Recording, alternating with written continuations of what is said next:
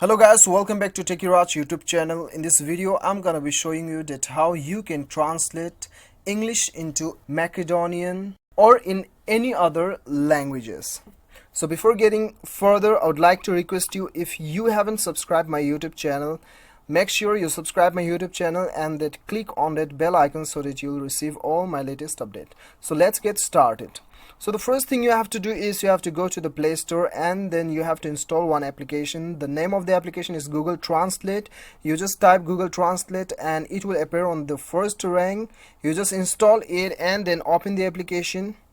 So right after opening the application, you'll get an interface like this. So what you have to do is, you have to click on the text bar and then type the word you want to translate it in your native language. Okay, so now I'll just type LIFE, life, and then I'll click on the arrow button.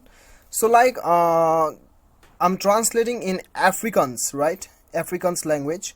So it is LEWE, Liwi. You can also pronounce you can also know the pronunciations of this particular word clicking on this on this sound icon.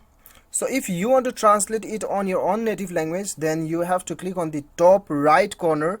As you can see, Afrikaans, right? So you just select your language. Okay, if you want to select your own language, Nepali, then the Nepali, select the Nepali.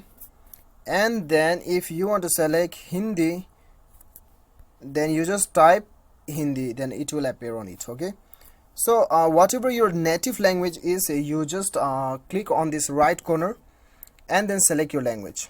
Okay, so there are alternative functions available, facilities available. As you can see, camera, handwriting, conversation, voice.